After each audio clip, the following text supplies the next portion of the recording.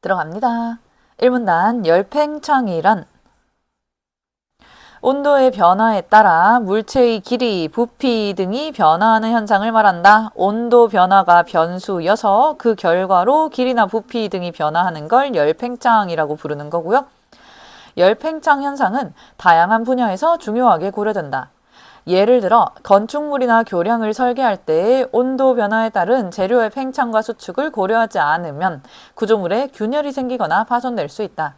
철도 레일을 설치할 때 레일과 레일 사이에 약간의 간격을 두는 것도 여름에 온도가 상승할 때 레일이 팽창하여 서로 부딪히지 않도록 하고 겨울에 온도가 낮아서 레일이 수축할 때 공간이 너무 많이 벌어지지 않도록 하기 위한 것이다.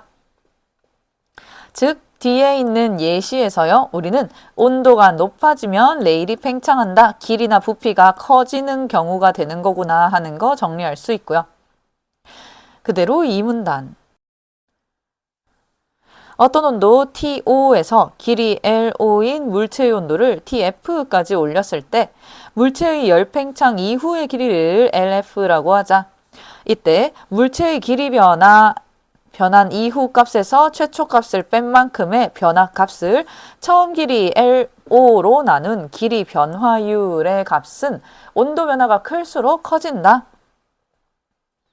변수와 변수 간의 관계 체크해 놓을까요? 길이 변화율은 온도 변화가 클수록 더 커집니다. 당연한 얘기. 앞에 있는 길이 변화율은 전체 길이 변화 값을 처음 길이로 나눈 것을 가리키는 말이고요. 따라서 길이 변화율은 온도 변화와 계수의 곱으로 나타낼 수 있으며, 왜냐하면 온도 변화가 커질수록 커진다라고 했으니까 곱셈으로 나타낼 수 있고, 그리고 이때의 계수를 선형 열팽창 계수라고 한다. 체크해 놓을게요. 선형 열팽창 계수. 선형 열팽창 계수는 어떤 재료가 가열됨으로써 팽창되는 정도를 나타내는 재료의 성질이며, 단위는 온도 단위의 역수인 이것으로 표현된다. 선형 열팽창 계수를 얻는 것과 같은 방법으로 부피에 기반하여 채적 열팽창 계수를 정의할 수 있는데 끊어갈게요. 이번에는 같은 방법으로 부피에 기반해서 채적 열팽창 계수를 정의한다 라고 얘기했으니까요. 위에 있었던 선형 열팽창 계수에서 가장 중요한 키워드는 길이를 대상으로 한다가 되는 거고요. 온도 변화에 따라 길이나 부피 등이 변화하는 현상이었으니까 길이와 관련된 게 선형 열팽창 계수, 그리고 지금부터는 부피와 관련된 채적 열팽창 계수에 대한 설명이 이어지는 거예요. 열팽창이 재료의 모든 방향으로 같은 정도로 일어나는 물질의 경우 채적 열팽창 계수는 선형 열팽창 계수의 3배 정도의 값이다. 체크해 놓겠습니다. 대부분 플라스틱과 금속 재료의 선형 열팽창 계수는 각각 10의 마이너스 5승과 10의 마이너스 4승 정도의 값과 10의 마이너스 3승, 10의 마이너스 2승 정도의 값을 갖는다. 플라스틱은 요 정도, 금속은 요 정도라는 얘기고요. 선형의 경우에 이렇다라는 말은 채적 열팽창 계수는 여기에서 곱하기 3, 여기에서 곱하기 3을 하면 나오게 되겠고요. 이러한 수치는 매우 작은 것처럼 보이지만 상당한 열팽창이 일어나는 것이다. 가령 어떤 물질의 선형 열팽창 계수가 이거라면 이 물질의 온도가 25도에서 125도로 올라갈 때, 100도 올라갈 때의 길이 변화율은 0.1이므로 10%의 길이만큼 열팽창이 일어나고 끊어갈게요. 지금 읽고 있는 문장은 숫자가 작은 것처럼 보여도 사실은 상당히 열팽창이 많이 일어나는 것이다에 대한 부연 설명인 거고요. 열팽창 계수 숫자 자체가 굉장히 작은 10의 마이너스 3승이어도 이 물질의 온도가 25도에서 125도로 100도씩 더 상승하게 된다면 이때의 길이 변화율은 온도 변화에 선형 열팽창 계수 알파를 곱한 만큼 길이가 변화하는 거니까 온도 변화가 100도고 선형 계수가 10의 마이너스 3승이라면 길이 변화율은 이제 10%가 된다는 얘기인 거죠. 그러니까 숫자가 작아 보여도 온도가 100도씨씩 왔다 갔다 할 수 있는 걸 생각하면 길이가 10%만큼이나 늘어났다가 줄어들었다가 하는 거여서 사실은 상당한 열팽창이 일어나는 것이다 인 거고, 뒤에 있는 거 마찬가지 선형 열팽창 계수가 10의 마이너스 4라면 1%의 길이만큼 열팽창이 일어나는 거예요. 이런 작은 수치도 정밀 기계 분야에서는 문제가 되므로 작은 열팽창 계수를 갖는 물질은 정밀 기계 분야에서 활용성이 큽니다. 열팽창 계수가 작을수록 정밀한 기계 분야에서 활용성이 커질 거예요. 회전 바퀴나 진동 운동을 하는 진자의 경우 열팽창이 일어나면 부품의 성능이 저하되기 때문이다. 가령 태엽에 의해 작동하는 기계식 시계의 경우 평형 바퀴가 축을 중심으로 운동을 하는데 열팽창은 평형 바퀴의 직경을 미세하게 증가시키고 이러한 증가는 바퀴의 운동을 천천히 진행시켜 시계의 시간을 느리게 하는 문제가 발생할 수 있다는 거죠. 온도가 높아져서 열팽창이 일어나면 직경이 커질 거고요. 그러면 바퀴의 운동이 느려져서 시간이 느려진다 하는 비례반비례 관계만 체크해 놓겠습니다. 이런 문제가 있으니까 산문단 따라서 과학자들은 낮은 선형 열팽창 계수를 갖는 물질의 개발에 대한 관심이 많았는데, 이러한 연구의 시조는 프랑스의 물리학자 샤를 에드와르 기욤이었다. 그는 1896년에 후일 노벨상을 받게 되는 중요한 발견을 하였다. 상온에서 230도씨까지 거의 0에 가까운 열팽창 계수를 가진 철, 니켈 합금을 발견한 것이다. 이게 지금 산문단에서 다루고자 하는 낮은 선형 열팽창 계수를 갖는 물질이 되는 거고요. 이 합금은 무게로 조성을 나타냈을 때 64% 철과 36% 니켈의 합금이었으며 인바라는 이름을 갖게 되었다. 인바 똑같이 체크해 놓겠습니다. 인바란 변하지 않는 이라는 의미의 어원을 가지고 있다. 인바의 선형 열팽창 계수는 상온에서 1.6 곱하기 10의 마이너스 6승이다. 일반적인 물질에서 온도가 올라감에 따라 일어나는 팽창은 인바의 경우 인바가 갖는 강자성체 성질 때문에 일어나는 자기변형이라는 수축 현상에 의해 상쇄된다. 얘가 중요하겠네요. 인바라는 새로운 합금이 거의 0에 가까운 열팽창 계수를 가질 수 있었던 이유인 거예요. 팽창이 인바가 자체적으로 가지고 있는 강자성체 성질이란 것 때문에 자기 변형이라는 수축 현상이 나타나서 상쇄가 된다고 합니다. 그러니까 결과적으로 거의 팽창되지 않는 열팽창 계수가 0에 가까운 결론이 나타나는 거고,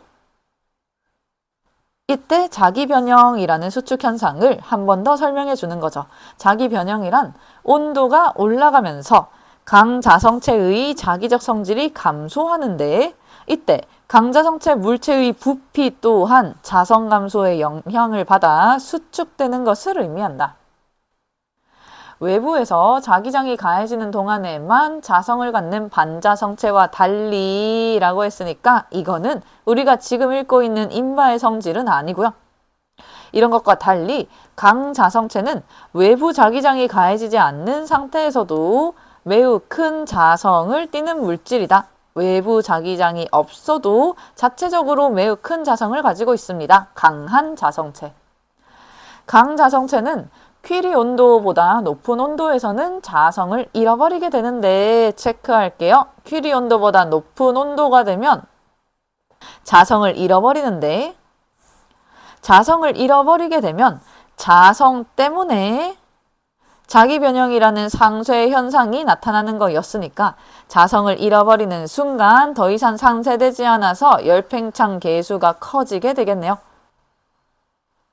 그러니까 인바의 퀴리 온도인 230도씨보다 높은 온도에서 인바는 일반적인 열팽창을 따르면서 온도에 따라 열팽창이 크게 일어난다 하는 결론이 적혀 있는 거고요. 그래서 앞에 있었던 인바의 설명이 상온에서 230도씨까지라는 조건이 붙어 있었던 거네요. 이 230도씨가 퀴리 온도에 해당하니까. 고체 재료의 열팽창은 제조 공정의 공정 변수와 제조 후의 열 처리에도 영향을 크게 받는데 인바 또한 예외는 아니다. 그러면 지금부터는 열 팽창에 영향을 주는 여러 가지 요소를 설명해 주겠다는 거고요. 첫 번째가 일반적인 기온이었습니다. 230도라는 퀴리 온도와 관련된 조건 있었던 거고, 퀴리 온도가 첫 번째 조건, 그 다음 제조 공정의 공정 변수도 영향을 줄 수 있고, 세 번째 제조 후의 열 처리도 영향을 줄 수 있다. 인바는 800도씨 근처에 높은 온도에서 열 처리를 하고 상온으로 급냉한 후 가공하는 경우에 가장 낮은 선형 열 팽창 계수의 값이 얻어지며, 상온으로 급냉한 후 가공하는 경우에 가장 낮은 선형 열 팽창 계수의 값이 얻어지며, 이렇게 얻은 인바라도 높은 온도로 열 처리를 하면 선형 열 팽창 계수가 증가한다라는 문제가 생기네요. 겨우겨우 낮은 선형 열 팽창 계수의 값이 얻어져도 막상 높은 온도로 열 처리를 다시 해버리면 선형 열 팽창 계수가 증가하니까 열 처리를 너무 높은 온도로 하지 말아야 한다라는 결론을 얻을 수 있을 거고요. 4문단, 최근 선형 열 팽창 계수가 0에 가까운 다른 합금들도 개발되고 있다. 그중 하나가 슈퍼 인바이다. 슈퍼 인바는 인바의 니켈 일부를 다른 강자 성체 금속인 코발트로 대체하여 5%의 코발트가 들어있는 조성이다 라고 했으니까요. 잠깐 앞에 있었던 거 확인해 보시면 64% 철, 36%의 니켈 합금이었으니까 니켈 일부를 대체한다는 말은 당연히 64%의 철은 유지된다는 얘기. 니켈 일부 36%의 니켈 중에서 5%는 코발트로 대체되는 거니까 5%포인트가 대체되는 거니까 31%는 여전히 니켈일 거고요. 그리고 5%의 코발트로 구성되어 있을 거예요. 슈퍼 인바의 선형 열 팽창 계수는 0.72 곱하기 10의 마이너스 6승이다. 즉 10의 마이너스 6승 앞에 0.72가 붙어 있으니까 앞에 있었던 그냥 인바보다 훨씬 더 숫자가 지금 작아진 거고요.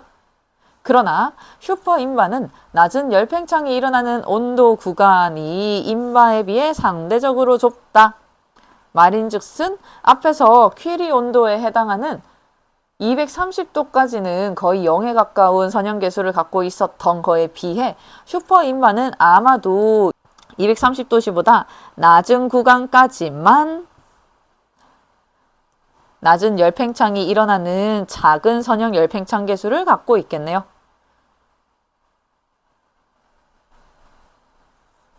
1번 문제, 윗글에 대한 설명으로 적절하지 않은 것은 틀린 것을 골라주셔야 하고, 1번, 특정 대상의 개발에 따른 물성을 통시적으로 보여주고 있다. 시간의 흐름에 따라서 보여주고 있다라는 얘기고요. 특정 대상 인바를 개발해서 슈퍼 인바로 만들었다라는 내용 이어졌으니까 각각의 물질이 가지고 있는 성질을 통시적으로 보여준다 하는 말 맞는 말이죠. 2번, 특정 대상의 특성을 가늠하는 지표를 예를 들어 설명하고 있다. 선형 열팽창계수 예를 들어서 설명해 줬으니까 맞는 말이죠. 3번, 특정 대상의 열팽창 성질을 자기적 성질과 연관하여 밝히고 있다. 맞는 말. 인바 같은 강자성체의 경우 스스로 가지고 있는 강한 자성 때문에 자기 변형이 일어나서 팽창을 상쇄한다라고 얘기를 했고요.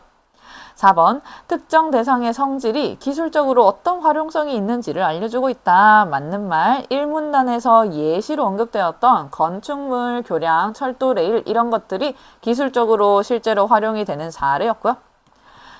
그래서 정답이 5번. 특정 대상이 나타내는 성질과 관련하여 대립하는 두 이론을 언급한 적은 없으니까 5번이 틀리네요. 2번 문제, 윗글을 이해한 내용으로 가장 적절한 것은 맞는 것을 골라주셔야 하고, 1번, 선형 열팽창 계수의 단위는 온도이다가 아니라 온도의 역수였어요. 2번, 기욤은 슈퍼 인바의 개발로 노벨상을 수상하였다. 기욤이 노벨상을 수상하게 만들어준 건 슈퍼 인바가 아니라 그냥 인바였습니다. 3번 인바와 달리 슈퍼인바에는 니켈이 성분으로 들어가 있지 않다는 아니고 니켈의 일부가 그냥 코발트로 대체된 거죠. 여전히 31%에 해당하는 니켈이 있을 것이다 하는 거 우리 다 계산했고요. 4번 반자성체와 달리 강자성체는 퀴리 온도 이상이 되어야 자성을 띠는 게 아니라 자성을 잃게 되는 구간, 퀴리 온도를 초과하는 구간이었고요. 5번 인바는 슈퍼인바에 비해서 열팽창 계수는 크나 낮은 열팽창이 일어나는 온도 구간이 더 넓다. 슈퍼인바에 적혀 있었던 내용을 고스란히 반대로 해석해주면 되는 거였으니까 5번이 맞는 말. 3번 문제, 윗글을 바탕으로 보기를 이해한 내용으로 적절하지 않은 것은 틀린 것을 골라주셔야 하고, 보기, 땡땡 연구소는 자체 개발 중인 새로운 강자성체의 합금 A와 B의 열팽창 성능을 알아보기 위한 실험 1과 실험 2를 수행하였다. 그럼 A와 B 모두 강자성체니까요. 자기 변형에 의한 상쇄가 나타나겠네요. 실험 1. 두 합금 모두 780도 근처의 높은 온도에서 상온으로 급냉 처리한 이후에 가공하여 실 모양으로 만들었다. 두 합금을 대상으로 온도를 25도에서 125도씨로 올렸을 때 온도 변화가 100도라는 얘기죠? 올렸을 때 합금 A는 10cm에서 11cm로 길이가 변화하였으며 합금 B는 20에서 21cm로 길이가 변화하였다. 길이의 변화값이 지금 둘 다 1cm로 동일한 상태. 하지만 합금 A는 처음에 기존값이 10이고 합금 B는 기존값이 20이니까 길이 변화율 자체는 다르게 나오겠죠. A는 10분의 1만큼의 길이 변화율인 거고 B는 20분의 1만큼의 길이 변화율을 가지고 있는 거예요. 이게 지금 온도 변화인 100에 알파 선형 열팽창 계수를 곱한 값이 되니까 밑에도 마찬가지 온도 변화인 100에 알파 선형 열팽창 계수를 곱한 값만큼이 되는 거니까 즉 선형 열팽창 계수를 1을 통해서 계산을 해보면 B의 선형 열팽창 계수가 A의 선형 열팽창 계수보다 훨씬 작다라는 내용이 나오고요. 그 다음 실험 2. 실험 1의 측정 이후 다시 합금 A와 B를 각각 900도씨에서 열 처리한 후 25도씨에서 125도씨 똑같이 온도 변화 100도씨를 주고 그때의 길이 변화를 측정하였습니다. 결과는 나오지 않았고요. 단 합금 A와 B 모두 재료의 모든 방향으로 방향과 상관없이 같은 정도로 열팽창이 일어난다. 이 표현은 채적 열팽창 계수와 선형 열팽창 계수의 관계를 알려주는 표지였죠. 결과적으로 채적 열팽창 계수는 선형 열팽창 계수의 3을 곱한 만큼의 숫자가 될 거고요. 그리고 온도에 따른 열팽창은 직선의 형태로 정비례하여 일어난다. 단 두 물질의 퀴리 온도는 모두 125도보다 높다. 즉 25도에서 125도까지는 퀴리 온도를 초과하기 전이니까 강자성체가 가지고 있는 자성에 의해서 자기 변형이 제대로 일어나는 케이스다라는 말인 거고요. 그대로 밑에 선지 확인하러 내려가시면 1번 선지 실험 1에서 합금 A의 선형 열팽창 계수는 합금 B의 선형 열팽창 계수보다 크다. 맞는 말. 2번 실험 1에서 합금 B의 온도를 100도씨까지 올렸다면 합금 B의 길이는 21cm보다 작았을 것이다. 당연히 실험 1에서는 125도씨까지 올렸는데 125도씨가 아니라 100도씨까지만 올렸다면 온도 변화가 작다라는 얘기인 거고요. 온도 변화에 비례해서 길이가 변화하는 거니까 길이는 당연히 21cm보다 작게 바뀌었을 거예요. 맞는 말. 3번 실험 1에서 합금 B의 채적 열팽창 계수는 합금 A의 채적 열팽창 계수보다 작을 것이다. 채적 열팽창 계수는 여기에서 3을 곱하면 되니까 어차피 크기의 비교는 똑같은 결과로 나왔겠네요. A가 더 크고 따라서 B가 더 작다라고 적혀 있는 거 마찬가지 맞는 말. 4번 실험 1과 2에서 A의 퀴리 온도가 B의 퀴리 온도보다 높다면 열팽창 계수가 크게 증가하기 시작하는 온도는 A가 B보다 높다. 열팽창 계수가 크게 증가하기 시작하는 온도가 퀴리 온도에 해당하는 거니까 4번도 당연히 맞는 말. 그래서 정답이 5번. 실험 2에서 합금 A와 달리 B는 실험 1의 결과와 다른 열팽창 계수를 갖게 될 것이다. 라고 적혀 있는데 실험 1과 실험 2의 차이는 결국 그 전에 몇 도의 온도에서 열 처리를 했는가, 몇 도의 온도에서 열 처리를 했는가의 차이가 있는 거여서요. 3문답 마지막 부분에 의하면 높은 온도로 열 처리를 하면 선형 열팽창 계수가 증가한다 라고 했거든요. 이건 모든 고체 재료에 동일하게 적용되는 특징이니까 5번 선지에 적혀 있는 거 합금 A와 달리 B만 다른 열팽창 계수를 갖게 되는 건 아니에요. A도 동일하게 적용될 겁니다. 4번 문제 A의 사전적 의미와 가장 가까운 것은 맞는 것을 골라주셔야 하고 A, 간격을 둔다에 해당하는 거여서 말 그대로 두 가지 사이에 있는 공간 간격이 넓어지는 것을 찾아주시면 됐던 거죠. 공백을 둔다, 간격을 둔다 정확하게 일치되는 의미였고요. 그에 비해 나머지 선지들 보시면 모아둔 돈을 잘 둔다는 말 그대로 보관을 해둔다라는 말이었고 3번 민요의 바탕을 두다라고 하면 어떠한 것에 근거, 기원을 둔다라는 뜻. 4번 미련을 두지 말아야 한다. 어떠한 감정이나 생각을 갖는 것을 가리키고요.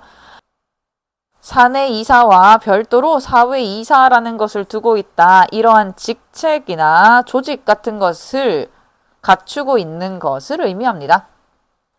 여기까지 이 지문 설명 마무리하도록 할게요. 고생했어요.